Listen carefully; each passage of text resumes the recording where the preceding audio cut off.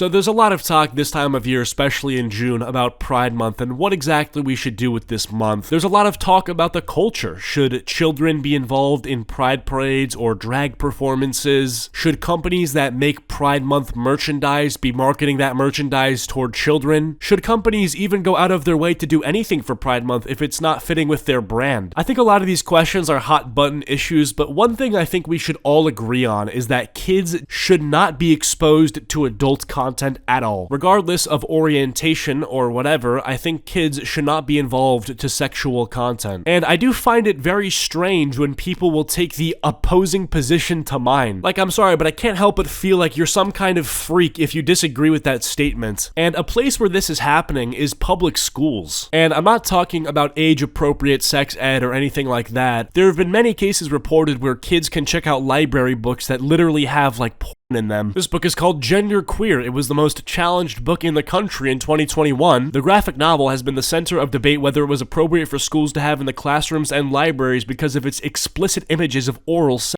Here's a very funny story, actually. When I was 17 years old, I tried to buy an old copy of a Call of Duty game because it was on sale. It was used, it was $5. I was like, okay, I'll buy this, right? $5. I haven't played this game in forever. And guess what? I couldn't buy the game, not because I was broke, but because I wasn't old enough to play the game. The guy asked for my ID and said, you're not 18. If I can't legally purchase Call of Duty at age 17, like a high school kid or a middle school kid should not be allowed to get a book that literally has porn in it. Anyway, so I saw this tweet on Twitter that says there was a protest, there was anti-LGBT versus pro-LGBT outside of a school board meeting. Now, somebody quote tweets this and saying, this happened 4 blocks away from my Overwatch League apartment. Americans are in a sad place right now. Let people love who they love and live on your own life. Now, FaZe Nick Merckx, who is a pretty popular streamer, YouTuber, I'm pretty sure, replies with, they should leave little children alone. That's the real issue.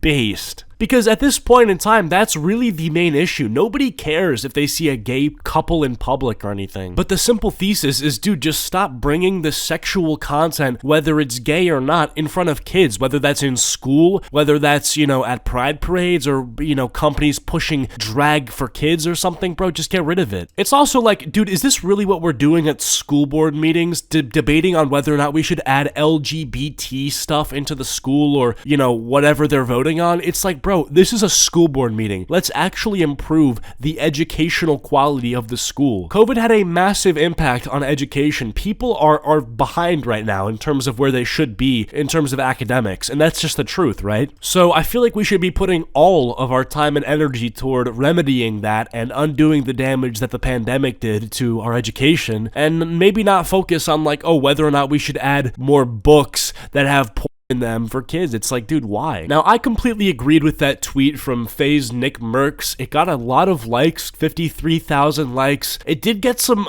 dislikes, though, in the quote tweets. We're not going to read the quote tweets because they are just so not only brain dead, but a lot of just KYS and not even making a counterpoint, just being like, oh, I hate you. I hate you a lot. I hate you the most. It's like, okay, can we actually either get a rebuttal or do something else? Because just saying that does nothing for this dialogue. Now, FaZe Nick Merckx, being a very popular streamer and content creator, has received some brand deals with different companies. Now, one of those bigger brand deals that he has is one with Call of Duty, where he has a bundle in the game. And because of that one tweet saying that they should leave little children alone, his bundle was taken off and is no longer available for purchase on Call of Duty. But look at the very twisted way that some of these headlines are framing the issue. It's almost like we've read 2 completely different tweets. Activision removes Nick Merckx' Call of Duty bundle after controversial Pride Month comments? He didn't make any comments about Pride Month. He just said that children should not be exposed to sexual content. Why is that a comment on Pride Month? That has nothing to do with what he said at all. If he said Pride Month shouldn't be a month, it should be a day, like Veterans Day, okay, well, there you go. Now you have a comment on Pride Month. But him saying, and I'll read the tweet again, they should leave little children alone, that's the real issue, is not a comment on Pride Month at all. So Brad Norton, the person who wrote this horrible article, maybe reconsider your journalistic integrity before you produce some slop like that. Here's the thing too, if you would like to argue with what Nick Merckx is saying, you can feel free to argue with it. That's the thing, you have free speech. You can voice your own opinion, make a counterclaim, even though I think that, making a counterclaim to something like that is weird. You can do it, but at least be honest with what you're arguing against. You're not arguing against somebody who is anti-Pride Month. You're not arguing against somebody who's homophobic and hates gay people. Obviously not, because we read the tweet 3 times. It said nothing about any of those things. So if you are going to make a counterclaim to Nick Merckx, please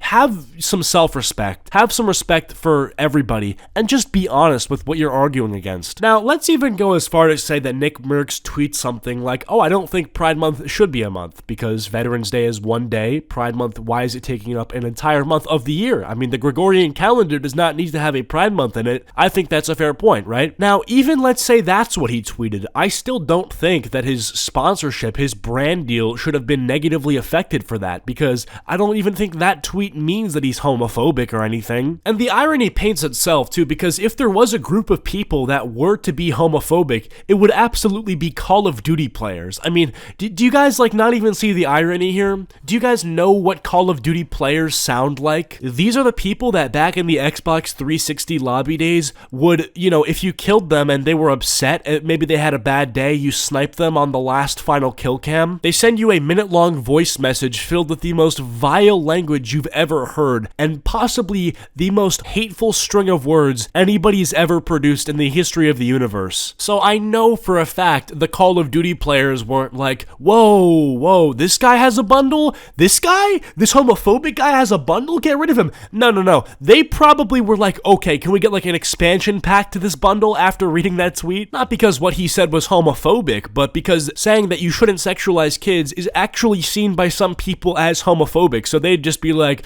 okay, he said don't sexualize kids, based. I'll take your entire stock of the Nick Merckx bundle, please. So it's sort of strange that Call of Duty or Activision pulled this bundle from the Call of Duty shop because of backlash from people that presumably aren't even playing Call of Duty. Now, the most ironic part about all of this is Nick Merckx's tweet basically is saying stop sexualizing kids, right? He doesn't want kids to be groomed or whatever. And Activision, the company that owns Call of Duty, well, they actually don't know how to behave sexually either. There was an entire thing last year of Activision Blizzard having to pay millions of dollars to settlement claims because of sexual harassment and stuff. So it's like, how are you going to be in that position, but also remove Nick Merckx from making a tweet saying stop sexual harassment, basically just towards kids? Very awkward, but some good news is that there's some protest, okay? People are like, no, we're not doing that. I hate this game. For what they've done, we're protesting. And Dr. Disrespect actually seems to be leading the charge.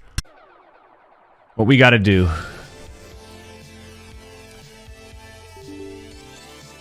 is uninstall the game.